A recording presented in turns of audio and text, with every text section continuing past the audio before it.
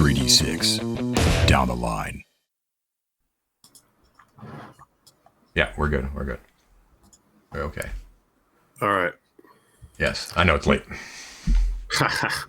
You guys really don't like downtime conversations, do you? Like the stuff that we do in the cities, or like trying to work out what our treasure is. You guys just hate that shit.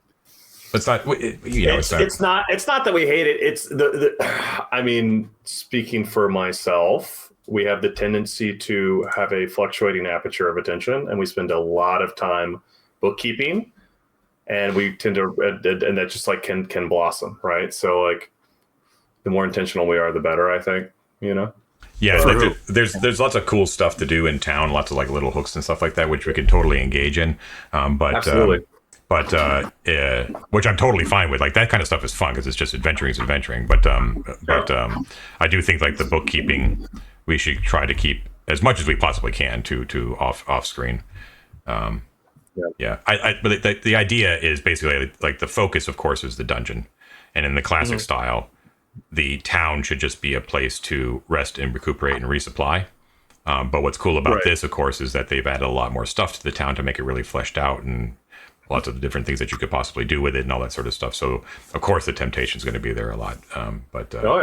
Yeah, and we can easily go down a rabbit hole. I mean, and plus, like our appetite right now is for more dungeon. Like, I want to get back in there too. I want to like search and, I mean, the incentive of the the XP feats of exploration, right, is to get back in there and search more things. That's part of the reason why I'm really anxious to go out and like explore that arena thing and like mess with the setites and like get into some brand new places and sure. Which I also we kind of discussed on Discord. My main concern, just selfishly, is it's been 4 months since I've had a spell book.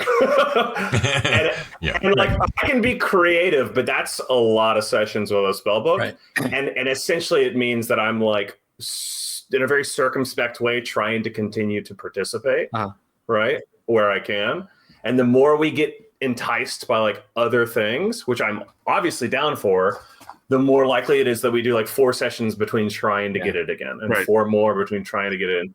So my main concern there isn't that like I want to prioritize myself over the party, but like if we don't, it's kind of like we talked about a few months ago. If we don't care about the spell book, I should maybe be pursuing a different tack. Yeah. Right. Like then sticking with Onweir or whatever. Like I could maybe like start another character from the town and like something that's useful to us. Because if we go to the gladiator school and get into an encounter and I have a rusty dagger and Laurel's cloak, there's very little I can do in a front encounter, like with no information. And with 6 HP, I'm dead like Trusty immediately, right? Yep. So part of me trying to focus this towards the spell book is just trying to like get it over with if we're going to do it, and if not, don't, right? But I don't want to talk about it for a while, you know? Yeah, and I'm completely with you because, quite frankly, like I love your spellcraft with him, right? Sure. Like I love what he can do with that spell book and the illusions and stuff, which you're really great at.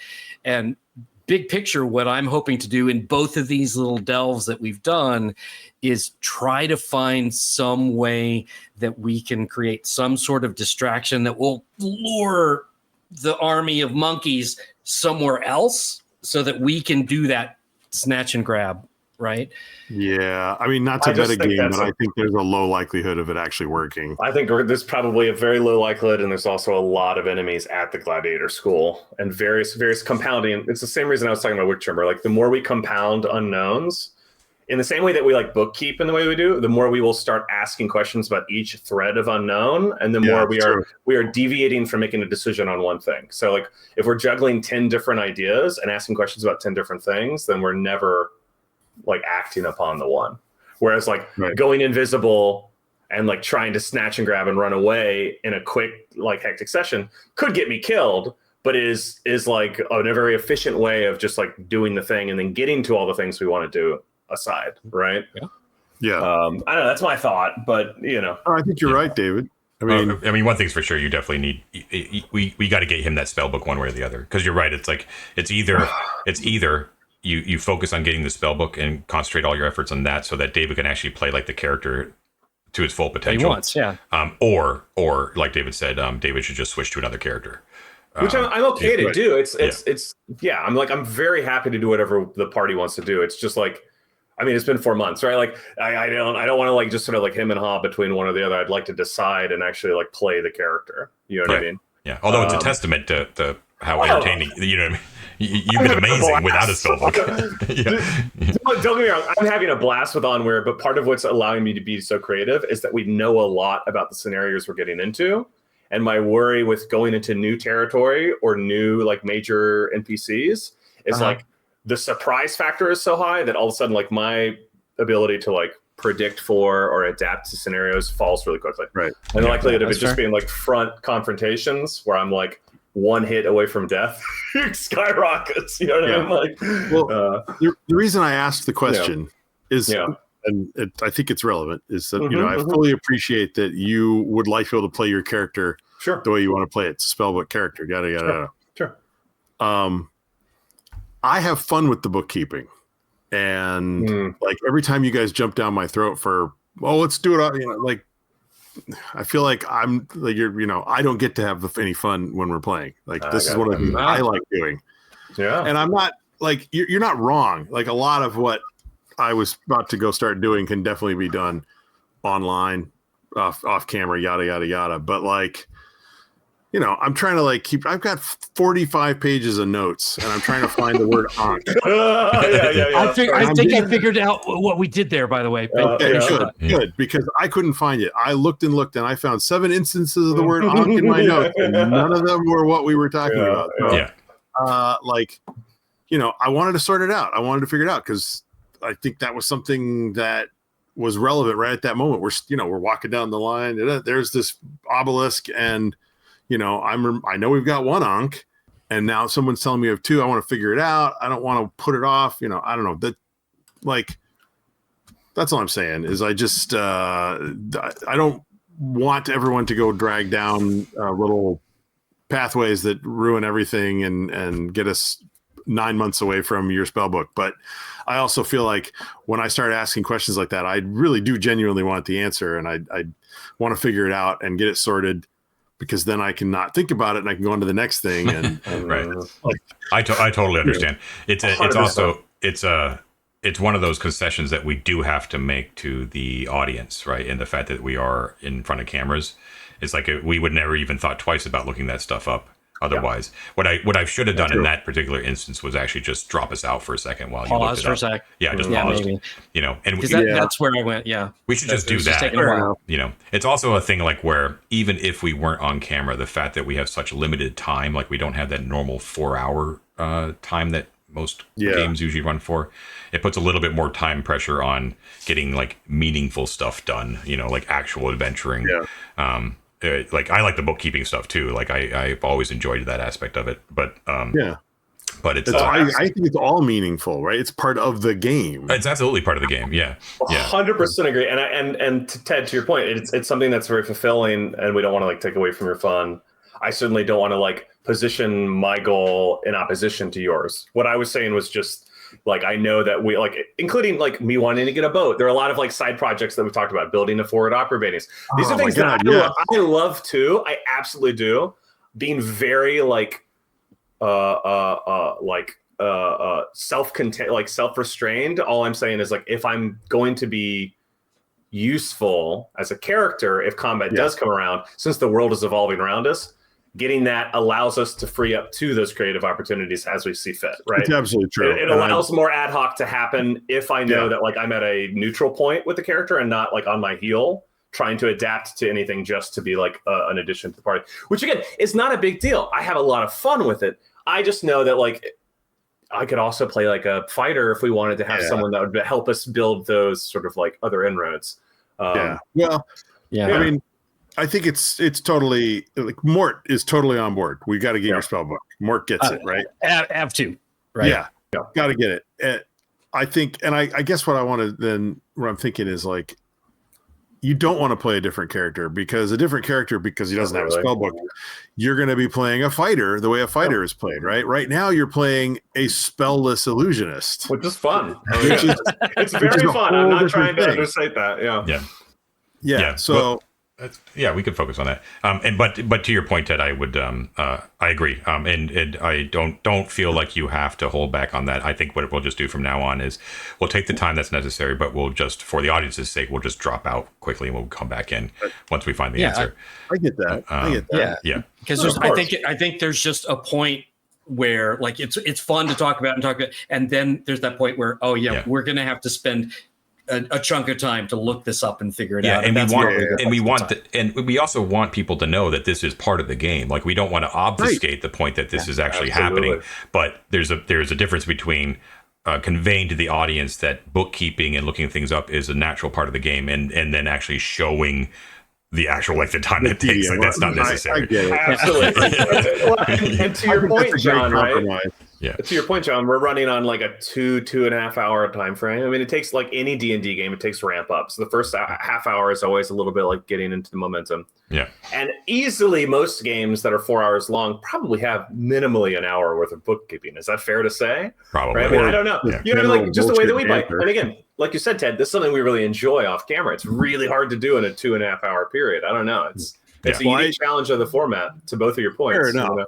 I mean, I don't enjoy it off camera as much as I enjoy it like together is the thing. No, of course. Yeah. But I like the idea of just pausing the camera and not, because then we feel the pressure's off. Yeah. Nobody has to be like, oh, I have to be witty and entertaining while I'm looking adding up the amount we spent on beer. No, I totally agree. And I would ask you guys too, just in case like it doesn't occur to me in the moment, like you should, like if you can sense that something like that's about to happen, you can just say on camera, be like, John, you want to pause it real quick? I'll be like, oh yeah, we'll be right back, folks. That sort of thing.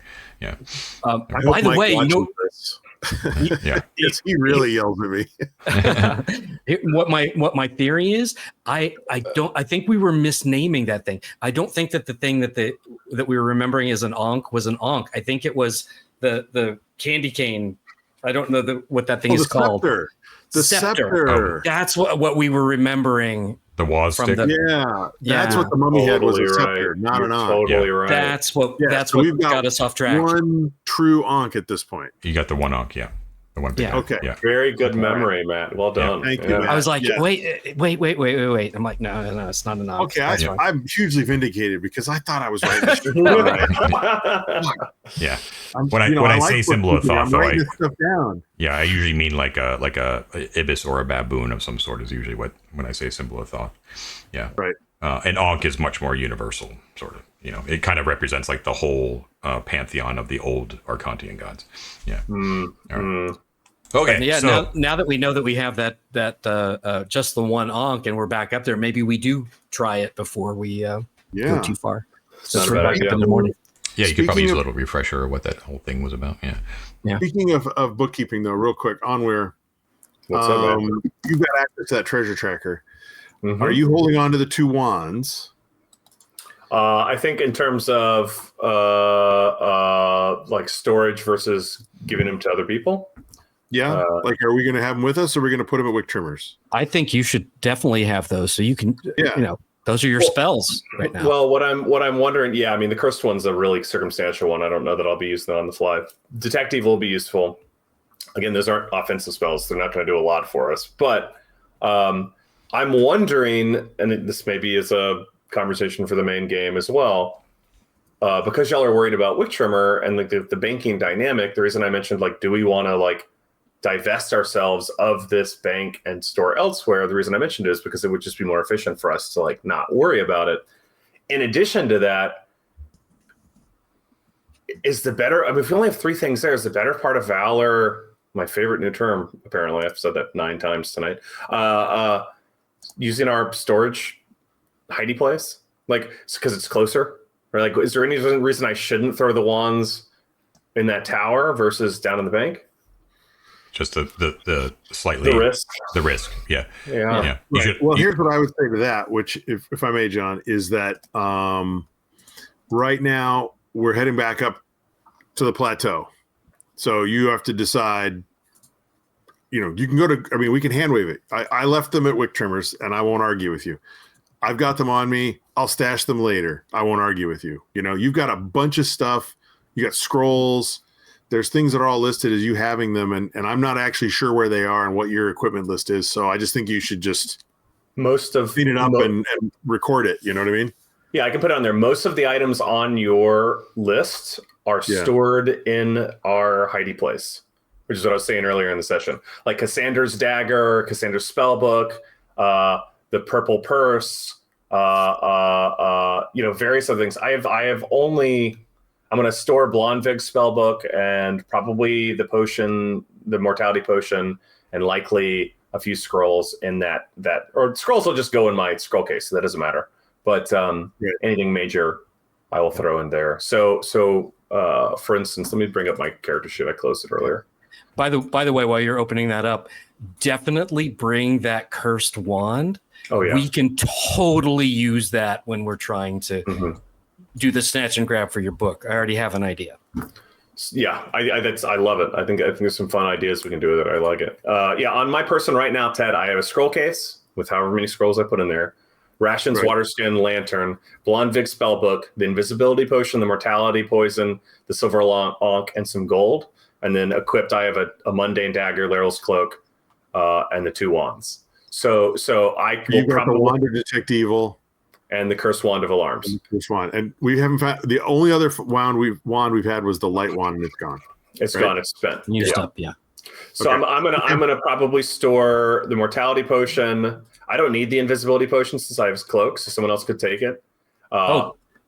David, by the way, those mortality potions, I think you weren't there when we were doing it. We have 6 right now. Njal is carrying all 6, unless you have a different one.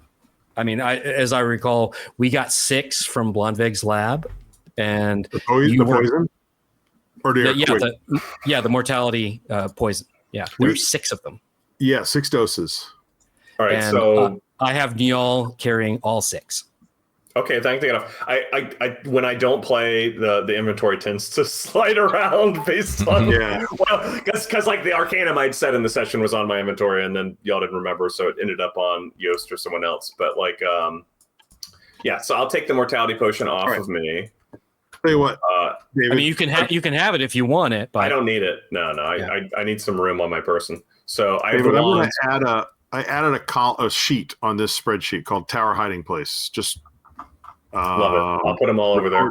Yeah, record whatever you can. I know that we've got the 4 books that we got from the halflings. In there. So I'm gonna copy that in right now. What does that question mark mean? That usually means there's some kind of question. No, it means it was how much it's worth. We don't know the value. Let me add a row here. All right, Ted, I'm going to drop the link for Codswallop as well for you as well. Oh, thank you. Yeah. Okay, sounds good. In the Discord? Yeah, I'll drop it in the campaign chat for you. And I don't need a sheet. Do I need a sheet for Elizabeth or no? Okay, well, she's going to carry stuff, so I guess, right? Yeah, I'll give you. We made her up on the spot. I already had Codswallop waiting in the wings, but I'll make one up for. I'll make one for Elizabeth as well. Okay. Yeah. Cool. All right. Sounds good, guys. Regardless, it was still super fun time. You guys did lots of awesome stuff. So, yeah. I love the repercussions. They were everything that I would have hoped. Perfect, John. I love how the world's evolving as we play. It really. Good. The responsiveness is phenomenal. Yeah. Good. My only wish for that is, whatever we do, like there were a lot of reasons for it, but let it play out. Let it see what. Yep. Well, see. Ride the wave, man. Fess up, man. I still say we fess up, but that's no. We got to yes and it. We got to yes and it. You got to see where it goes. I'm just dropping. I'm just waiting to see what you guys end up picking up, and you know what I mean. Like it's how much you guys put your nose into things is all up to you. You know what I mean? But yeah. So, anyways, it's very fun. I'll let you guys know when it's up on Tuesday. Okay. All right. Thanks, John. All right. Thanks, see you guys. Good night, guys. Bye. Night, guys. Bye.